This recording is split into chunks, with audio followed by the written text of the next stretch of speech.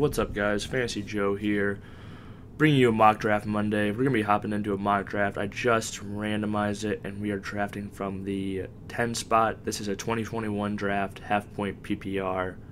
We're going to give ourselves one flex, one tight end, one QB. And without that, let's get into it. Interesting to see here who we get at the 110 spot. I like that this is our first mock draft because I just feel like there's not a slam dunk pick from the 110. Maybe there will be one by the time we get there, but let's check it out. Okay, so at running back, we've got Ezekiel Elliott, Eckler, Aaron Jones available. And at wide receiver, we got Hopkins, Diggs, DK Metcalf. So this is a pretty easy pick for me. I would have taken Zeke over probably Tyreek Hill and Nick Chubb, both who already were drafted. Oh yeah, let me tell you guys who has all been selected so far in the draft log. Let's see. So McCaffrey went 1, Kamara went 2, Henry went 3, Dalvin Cook went 4, Saquon Barkley went at 5, Nick Chubb went at 6, Devontae Adams went at 7, Tyreek Hill went at 8, and Jonathan Taylor went at 9.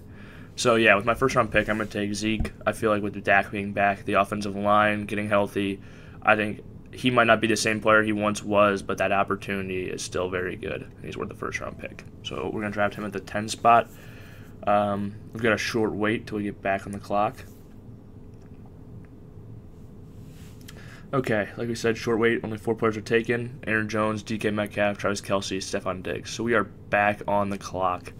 So DeAndre Hopkins is available. So is Austin Eckler, who I really like. I really like both these guys. Since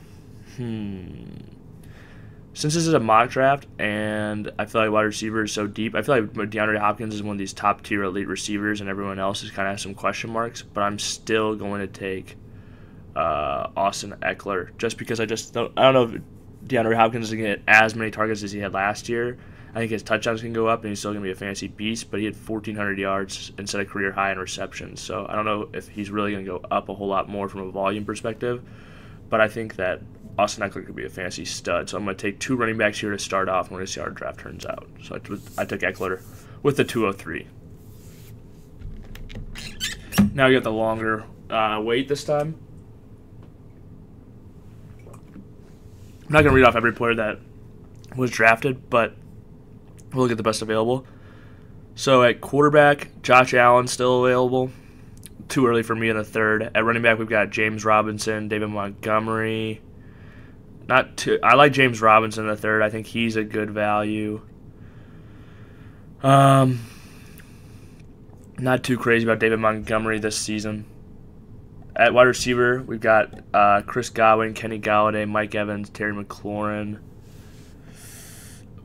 I'm assuming, so it sounds like Chris Godwin's staying in Tampa Bay. It sounds like they want to keep him there, which makes drafting him or Mike Evans a little bit more complicated. But I think with AB gone, we saw how good that offense was towards the second half of the season when AB was eating a big chunk of that. I think when you sink that down to 2 receivers, or not that Scotty Miller won't step into Antonio Brown's spot or somebody else will and have 0 production, but I think a bigger chunk of that pie is going to go to both Chris Godwin and Mike Evans, and Terry McLaurin, we don't know who his quarterback's going to be yet. Kenny Galladay, neither do we, free agent. The rest of these guys are just So I'm actually going to start this draft 3 running backs. I'm going to take James Robinson here. I really like him. I just think unless they bring in another back or draft another back in the top 4 rounds, I'm pretty much going to next year. I think James Robinson is going to get 75% of that running back workload probably, down from that 85% he had last year, but I still think he's going to be really good for fantasy. So let's see how our team turns out. We try to start our draft with 3 running backs. We got a short wait, so hopefully we can. Dang, Mike Evans got drafted. Yeah, that said, Josh Allen's still available, who in the 4th round is kind of tempting, but there's still a lot of quality quarterback options, and I'm hurting a wide receiver. So we're going to take Chris Godwin at wide receiver. I think him in that slot role, I would probably prefer Mike Evans, but I think him in that slot role is going to, if he stays healthy, is going to give him some more consistency week to week with Brady, and I think he's going to be, I think he's a solid wide receiver 1. Honestly, if you're going to start 3 wide receivers or 3 running backs, and you get to take your first receiver as Chris Godwin, and I think that's not a bad pick at all. Okay, so let's take a look at our roster right now through the first 4 rounds. So we've got Zeke, Eckler, James Robinson, the flex, as our first 3 picks, and then we drafted Chris Godwin. All right, let's take a look. Let's see what tight ends are. Mark Andrews is still available in the, what round are we in? 5th round, which is pretty impressive, honestly. I might have to take him. But at receiver, we got Tyler Lockett, who finished last year really well. Will Fuller is going to be suspended for the first few games. DJ Chark, who will have Lawrence next year, which would be an upgrade for him. And then Juju's a free agent. Just a whole bunch of mediocre receiver options, honestly. Got some good quarterback options available still. I really like Dak this year. I think he's a guy you can get a top 5 quarterback in the past 7th round or something. But with this pick, I'm actually going to take Mark Andrews. I just feel like he's going to give me some points at that tight end spot that I desperately need. And at the 5'10", I don't feel like you could pass it up. And I feel like those wide receivers were pretty close together. So we're going to see what we can get. And then Tyler Lockett made it back to us, so I am going to take Tyler Lockett here as well. Tyler Lockett, not a great consistency guy, but I mean, this is my 6th-round pick, my wide receiver 2. Basically the weakness of my starting lineup. If you take quarterback out of it, which I do, because it's just a different type of position. So yeah, I'm going to draft Tyler Lockett here. Even though they're throwing less, I just think he's going to still keep getting some deep targets. He'll have several games next year where he can help out this team. I feel really good about this team. I feel like all those spots I'm going to get good points from, good running back, good production. All right. So let's see here. So at quarterback, we've got Rodgers is still available in round 7, and he's rated as a 7th quarterback. I'm not so sure why he's so far down. A.J. Dillon is available at running back. James Conner, Zach Moss. I really like A.J. Dillon this year. I don't think Aaron Jones will be back in Green Bay, so I think he's going to be a talented running back with the work to himself. Jamal Williams is a free agent too, so he's a 2nd-round pick who's looking like he's going to be in line for all the work, assuming both those guys leave in free agency. At receiver, we got Brandon Cooks, who, I mean, he could be a stud if Deshaun Watson suits up again in Houston. They don't end up trading him. I'm really interested in both of these guys, honestly, and A.J. Dillon and Aaron Rodgers. So what I'm probably going to do, honestly, if there's a real draft, I take A.J. Dillon. I just think he has the most upside, and I have no problem drafting, Matthew Stafford, Jalen Hurts, somebody like that as my running back. Even Tannehill. I think Tannehill will be a stud. Man. I'm going to take Aaron Rodgers here just because this is my draft. This is the 7th round. I feel like Rodgers is a value. I don't know if he'll have quite the year he had last year, but when he was on fire the entire season. But I think he's above average quarterback. And I get to see how my team turns out, taking both a tight end and a quarterback fairly early in the 5th and 7th rounds. It's pretty early for me. So we're going to draft him. Hopefully we can get either Brandon Cooks, one of those receivers in that tier 5, or we can get an A.J. Dillon or something like that back in the 2nd round. Okay, so kind of glad we did take him because Rodgers, because after we did a run of quarterbacks went, Tannehill and Jalen Hurts were both taken. So, and A.J., actually all the players we're considering are back here. I'm going to take Devontae Parker just with all the I feel like A.J. Dillon in a real draft wouldn't be here. He's either going to be the starter or not, so I'm just going to act like he's not there, honestly. Although if you can get A.J. Dillon in the 8th round of your draft, do it.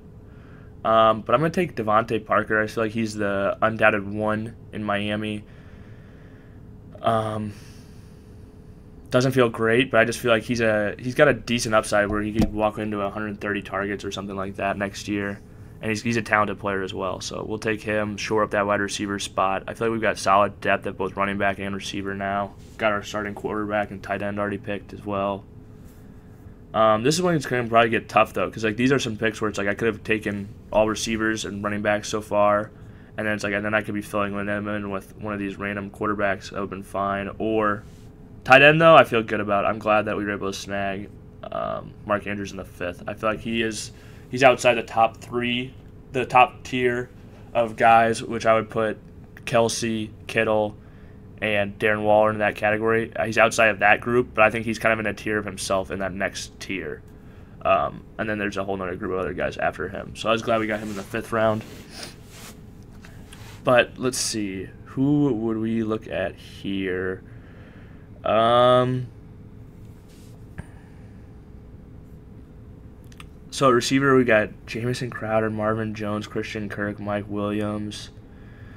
You know, I'm honestly going to take, I think I'm going to take Mike Williams or Christian Kirk here. I like both of them. I think they're in talented offensive, talented quarterbacks. Even though they're probably the wide receiver too in both those offenses, I just feel like the quarterback talent is so good that they get both work out. So I'm actually going to take Mike Williams first and hope we can get Christian Kirk in the next round. This is just another building that that depth at wide receiver, which we kind of went running back heavy with our first 3 picks. Christian Kirk did make it back, so we're going to take him. And after this pick, I'm going to feel fine. I feel like we've got great receiving options.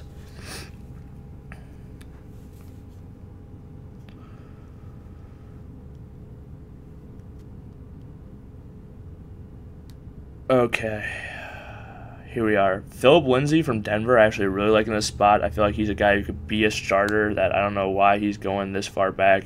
I think Melvin Gordon, honestly, has a dark horse chance of being cut just because I don't think the team was thrilled. I mean, I think it depends how his whole DUI situations end up turning out.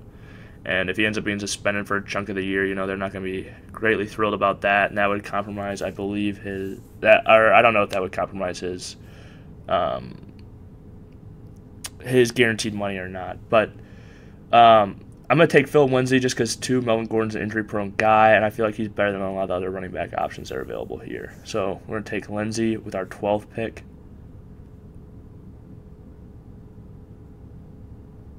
Or this is our 12th pick. We took Phillip Lindsey in the 11th. So let's see. I think whoever is the starter in Seattle this year is going to be very formidable because they fired their offensive coordinator Brian Schottenheimer for throwing the ball too much. They wanted to get back to more of a run-first team. I think Rashad Penny, he was hurt last year, but he was a first-round draft pick. Chris Carson's a free agent. I think there's a world where we end up where he is the starting running back on a very run-heavy Seattle Seahawks team. And because of that, I'm going to take him here in the 12th. The nice part about getting your quarterback and tight end early, I usually only draft one anyway, but when you get a stud like Rodgers and Mark Andrews as your quarterback and tight end, you really don't have to worry about drafting another quarterback or another tight end at all. And so it is like you can just fill up your entire roster with just shots and shots and shots, these running backs and wide receivers. So I do like the team build aspect of that, of going running back, of going receiver, or going quarterback and tight end in the first 7 rounds there, as far as a team building perspective. Here's another good option at running back that I think is Alexander Madison. I think he's a handcuff, but I don't know if I trust Dalvin Cook. I mean, to stay healthy for all those games. Just any running back who's getting a 300-plus carry workload on a 16-game pace or more, I think it's unlikely they play 16 games just with the nature of the NFL. And Dalvin Cook's had some injury history in the past. I think anyone that plays that position will. But just you combine those two factors, I think Alexander Madison's a great pick here in the 13th round, so we're going to take him.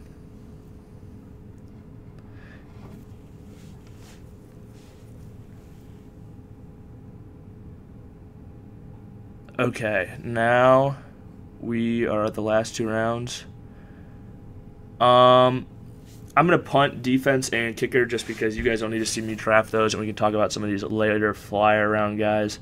A guy I like for round as a late flyer is Henry Ruggs. Let's say Vegas doesn't bring in another receiver in the offseason. They cut Tyrell Williams. Not that he was a big option for them last year, but I think he's a guy just with that draft capital, with that speed, with a full offseason. I think there's a chance that he gets more involved in the offense and ends up being a really big contributor there. It could also be their other rookie receiver, Brian Edwards, they drafted in the 3rd round. I'm not saying it will be Ruggs, just that there's opportunity, and he's got talent and athleticism. So I'll draft him here.